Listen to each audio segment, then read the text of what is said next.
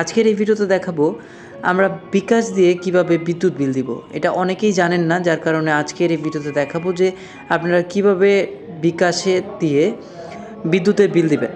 তো সর্বপ্রথম বিকাশ অ্যাপে আসতে হবে। আসার পর এখানে দেখতে পাবো আমরা পে বিল নামে একটি অপশন আছে। পে বিলের মধ্যে আমাদেরকে ক্লিক করতে হবে।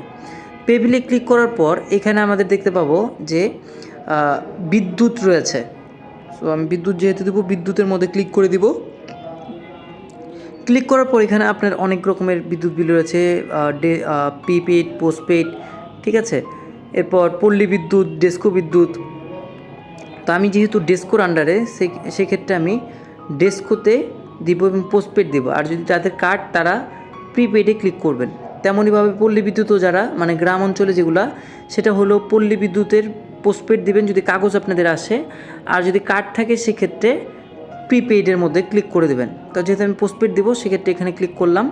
ক্লিক করার পর এখানে আমাদের অ্যাকাউন্ট নাম্বারটি দিতে হবে, মানে বিদ্যুৎ বিলের যে এইটা আছে সেটা এখানে আপনারা দিয়ে দিবেন। এই যে এখানে দেখতে পাচ্ছেন যে বিলের সময়সীমা, মানে আপনি কোন মাসেটা দিতে যাচ্ছেন এখানে মার্ক করবেন। আর অটো এটা চলে আসবে আপনার, যেহেতু আমি আগস্টে এখন আছি, তো জুলাইয়েরটা এখানে অটোমেটিক চলে আসছে। তো চলে আসার পর আপনার ওখানে নাম্বারটি দিয়ে আপনারা দিয়ে দিতে পারবেন। যেহেতু আমার সেভ করা আছে, তো আমি সেভ করা থেকে একটিতে দিয়ে দিব। ওকে, এগুলো সব দেওয়া শেষ।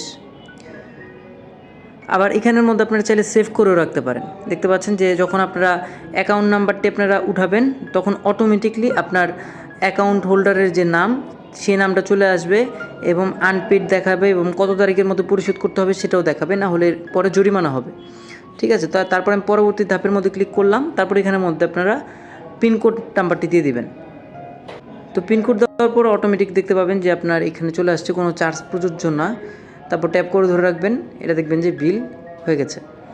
তো এভাবে করে আপনারা কিন্তু আপনাদের বিকাশের মাধ্যমে আপনাদের ডেস্কোর যে বিলগুলো আছে সেই বিলগুলো আপনারা দিয়ে দিতে পারবেন। তো আজকের ভিডিওটি এই পর্যন্ত। কেমন লাগলো সবাই কমেন্টস বক্সে জানাবেন। বাই বাই, সবাইকে ভালো থাকুন, সুস্থ থাকুন, এই শুভকামনা করছি। দেখা হবে পরবর্তী কোনো একটি ভিডিওতে।